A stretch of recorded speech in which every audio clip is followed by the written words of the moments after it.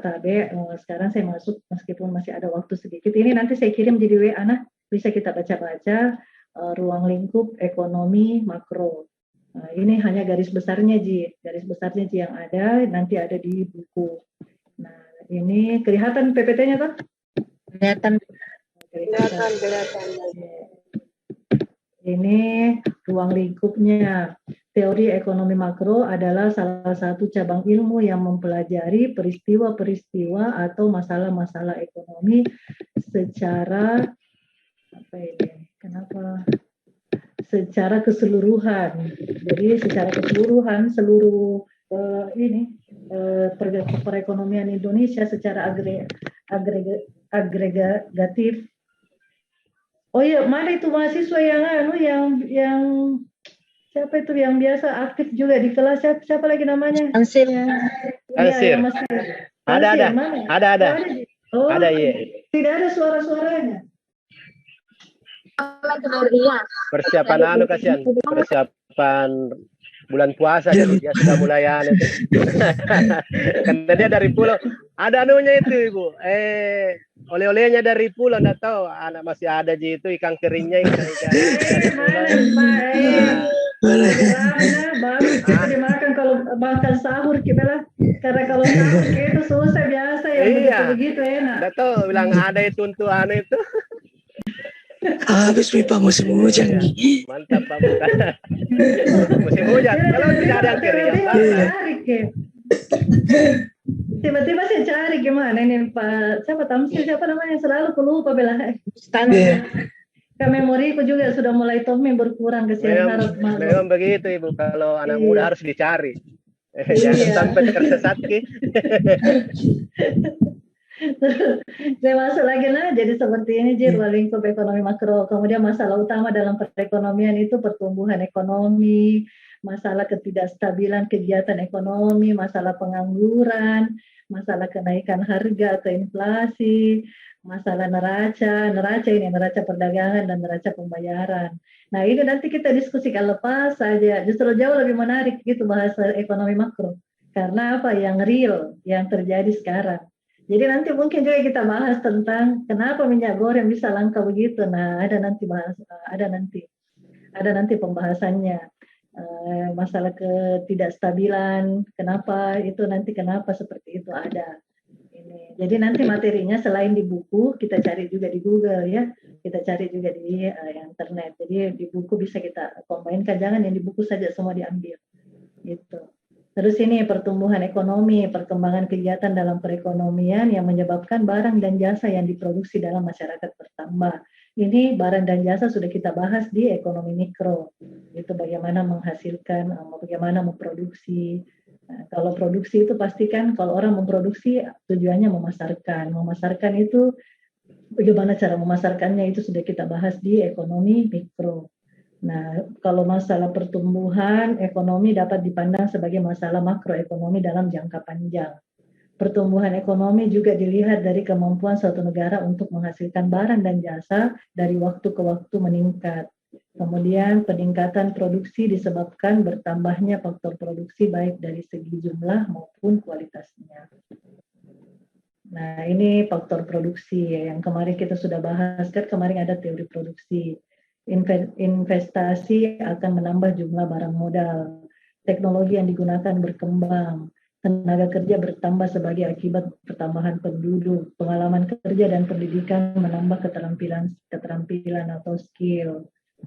Nah, ini ada kurva terkait dengan barang pertanian, barang industri. Nah, di sini ada pergeserannya, akan meningkat kibatos produksi periode 1 dengan produksi periode 2. Ini nanti kita bahas secara detail pada saat kita diskusi.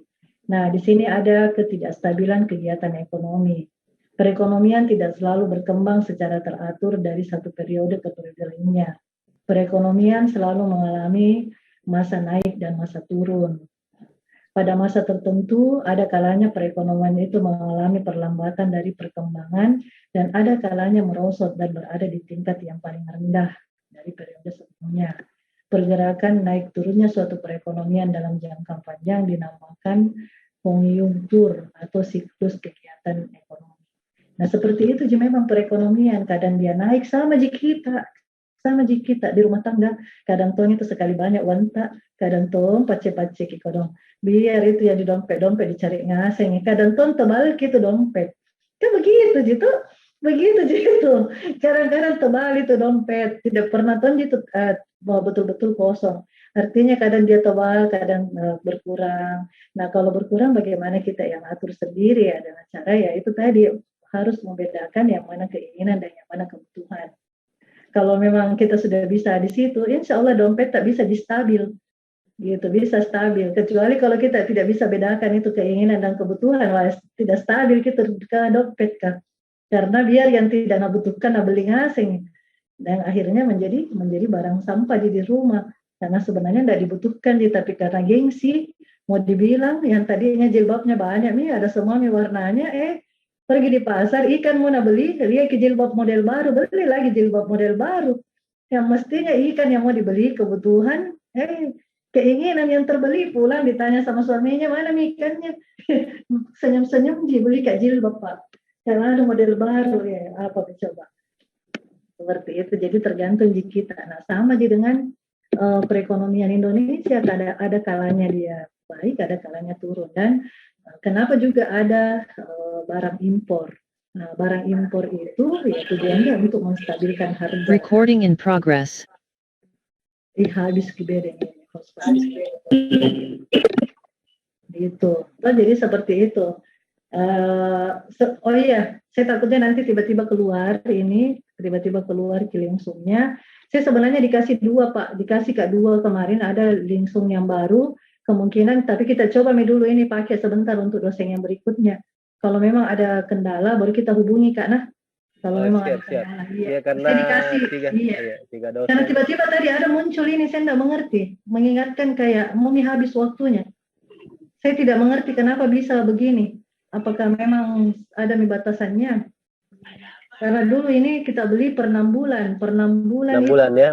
Iya. 850 waktu itu saya kasih uang Pak Pandi. 850 deh? Iya, 850.000 untuk per 6 bulan. Nah saya lupa itu 6 bulan nikah belum.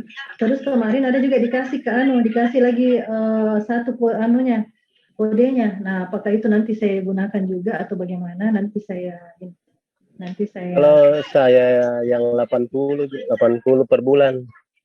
Oh, ada juga begitu Pak. Ada 80, ada yang kalau ada promo lagi kadang terakhir itu yang 67 kalau tidak salah. Kalau 80 berarti kalau 10 bulan saja 800.000.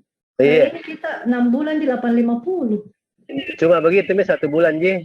Jadi nanti sebelum daftar anak lagi, order lagi.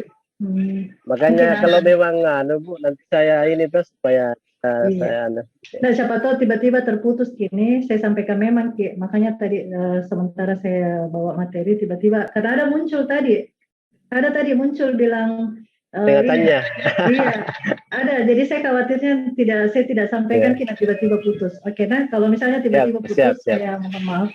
Jadi kita lanjut ketidakstabilan kegiatan ekonomi. Jadi seperti itu. Jadi perekonomian itu kadang bagus, kadang tidak, kadang di atas, kadang di bawah.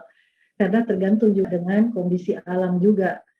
Contoh yang paling sederhana ini, kalau kita ke pasar, pasti lagi lagi banyak sekali ikan cakalang misalnya. Nah itu tentu kita sampai bisa membeli, berarti lagi bagus di bidang itu, di ikan itu. Jadi kesempatan kita membeli. Tapi kalau misalnya dia lagi naik lagi harganya, otomatis kita tidak membeli dulu karena sudah mikir dulu. Jadi seperti itu, kadang ada harga tinggi, kadang lagi harganya turun. Nah pada saat harganya turun ya kita bisa di situ mengkonsumsi. Tapi kalau harganya lagi naik ya bisa sudah dulu kita pernah. Kecuali kalau memang kita mau butuh sekali ya nggak apa-apa. Nah sekarang ini masalah pengangguran. Nah masalah pengangguran juga itu masuk di dalam ekonomi makro. Karena pengangguran kita lihat dulu pengertiannya. Pengangguran adalah suatu keadaan di mana seseorang yang tergolong dalam angkatan kerja ingin mendapatkan pekerjaan tetapi belum memperolehnya. Seseorang yang tidak bekerja tetapi tidak secara aktif mencari pekerjaan, tidak tergolong sebagai pengangguran. Nah yang seperti ini yang agak berat, pengangguran terselubung. Jadi kayak banyak sarjana-sarjana kodang yang belum bekerja itu yang masih dianggap ini seseorang yang tidak bekerja tetapi tidak secara aktif mencari pekerjaan, tidak tergolong pengangguran, padahal dia pengangguran gitu. Kalau kita mau bahas tentang pengangguran ini Pak, bagus sekali nih, banyak sekali masalah-masalah sebenarnya. Meskipun pemerintah sudah betul-betul menyiapkan lapangan kerja, ada kan juga itu yang secara online, orang diajar untuk yang belum kerja, ada secara online dilatih, lalu kemudian nanti dikasih modal. Ada juga BLK, BLK itu betul-betul memberikan di situ pelatihan supaya anak-anak muda datang. Jadi saya mengajar itu di BLK. Nah, yang saya ajar itu betul-betul bukan banyak di situ. Kalau yang perempuan, bagian yang mau menjahit, yang mau merias pengantin juga ada. Nah, jadi tinggal bagaimana sebenarnya orang-orang itu yang menganggur mau bekerja atau tidak. Nah, tapi ada juga kendalanya. Terkadang mereka tuh tidak dapat informasinya. Misalnya ada disediakan oleh pemerintah pelatihan-pelatihan yang gratis. Kemudian setelah itu diarahkan untuk mendapat pekerjaan. Tetapi yang dia tidak dapatkan ini orang-orang adalah informasinya. Jadi itulah yang saya selalu katakan bahwa orang yang menguasai informasi itu akan menguasai dunia. Kalau kita kuasai informasi, otomatis kita akan mudah untuk masuk ke dalam. Kalau kita tidak ada informasi ke situ, orang sudah jalan sampai di mana, kita masih di posisi di sini, tidak bergerak karena kita tidak tahu informasinya. Nanti orang sudah sampai di sana, enggak aku tahu ki, ada paling begitu ya itu tadi karena tidak mau mencari tahu. Gitu. Jadi ada hal yang selalu harus memang kita cari tahu yaitu perkembangan. Yang tidak boleh kita cari tahu urusannya orang.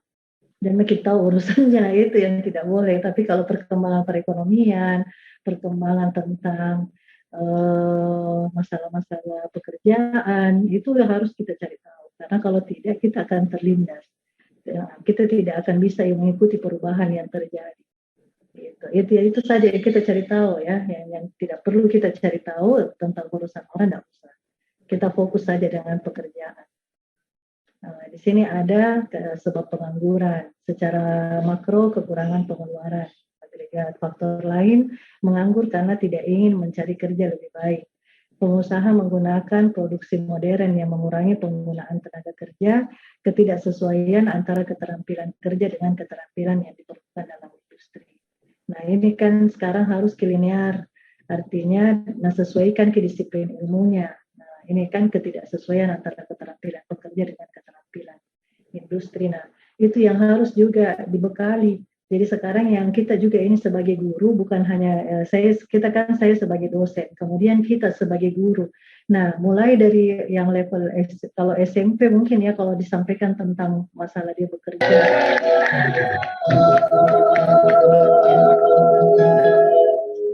Siapa itu? Adik Len yang ada dangdut kita. Kau bang iklan kau bang. Iklan. Pengangguran terseluruh.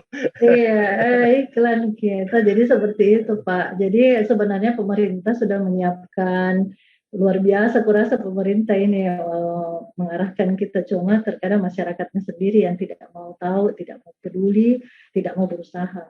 Jadi orang-orang yang tidak bekerja itu, kalau dia bilang tidak, Bu, saya sudah berusaha. Iya, karena berusahanya itu tadi tidak bersungguh-sungguh dan memilih-milih pekerjaan. Kalau sekarang Pak tuh banyak sekali nih orang kalau misalnya mau jadi sopir Grab saja bisa dengan bermodalkan motor. Ada nih motornya, mendaftar nih ya bisa nih paling tidak dalam 1 bulan dia bisa menghasilkan. Saya biasa tanya-tanya sopir Grab kalau misalnya saya naik Grab motor atau naik Grab mobil, mereka tuh bisa menghasilkan sampai di 3 juta per bulan. Ya, lumayan kan. Nah, itu pun saya bilang sama sopir Grab itu, sama Grab motor atau entah Grab mobil, saya bilang ini betul-betul uangmu, uang keringat, betul, berkaitan untuk keluargamu. Karena betul-betul tenagamu, menjemput orang, mengantar orang sampai ke tujuan dengan selamat, itu berkah. Berkah betul ini. Jadi dia bilang, iya Bu, alhamdulillah selama saya bekerja di sini, alhamdulillah. Bagus segitu, tapi saya merasa semua tercukupi. Nah, alhamdulillah kan. Tapi Pak Na ada sedikit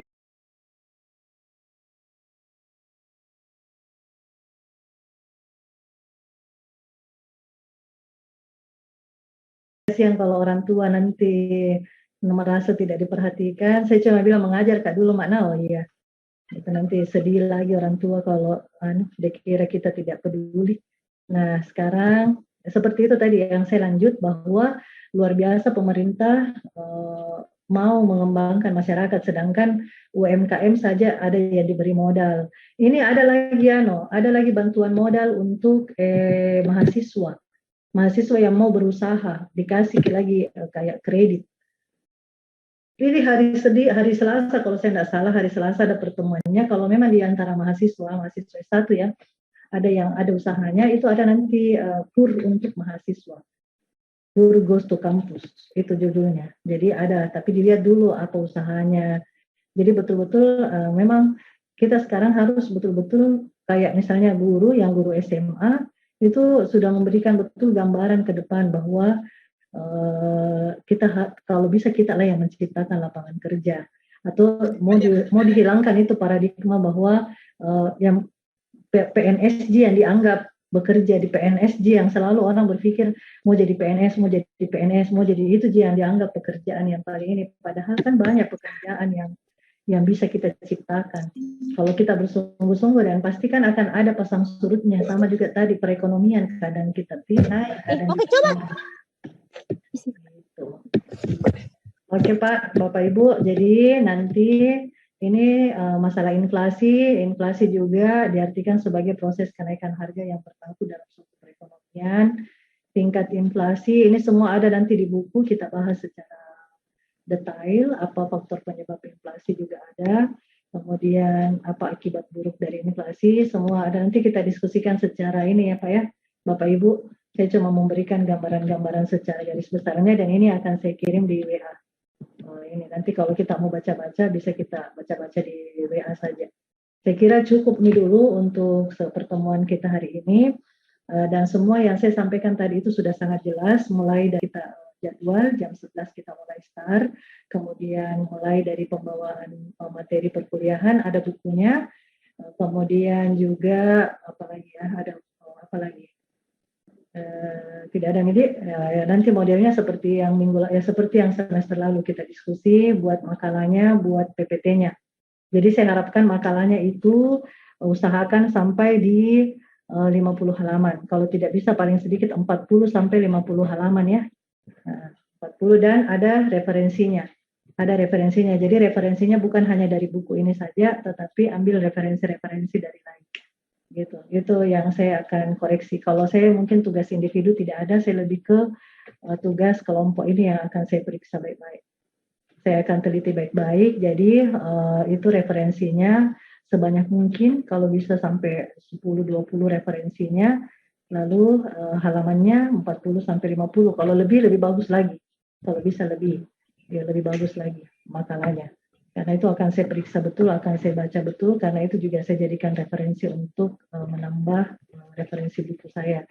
Lalu kemudian dibuatkan PPT-nya. Jadi PPT-nya itu nanti yang kita diskusikan. Jadi ditampilkan, tidak usah terlalu banyak slide-nya, yang poin-poinnya saja, karena pasti nanti itu akan berkembang dengan sendirinya pada saat kita diskusi. Gitu. Atau bisa juga ditampilkan PPT-nya, nanti kita lempar diskusinya. PPT-nya bisa ditampilkan kembali untuk menjelaskan kalau memang seperti itu, tapi PPT-nya jangan sampai kayak koran, jadi yang poin-poin saja. Ini sebenarnya sudah termasuk banyak ini kerja yang poin-poinnya saja kayak begini, supaya itu nanti yang dijelaskan. Saya kira itu saja Bapak Ibu untuk pertemuan kita hari ini. Alhamdulillah banyak hal yang sudah kita bahas, yang sudah kita sepakati juga. Saya kira cukup kita istirahat saja dulu. Saya coba komunikasikan dengan Pak Paris mengenai jadwal ini, dan saya coba buat juga jadwal yang baru untuk di-share ke grup. Saya juga akan share materi kuliah tadi ini di grup. Saya kira itu cukup. Bu, sumbernya ada 20 ya Bu ya, kemudian bisa juga ya 10 sampai 20 lah referensinya ya. Referensinya ya. Iya.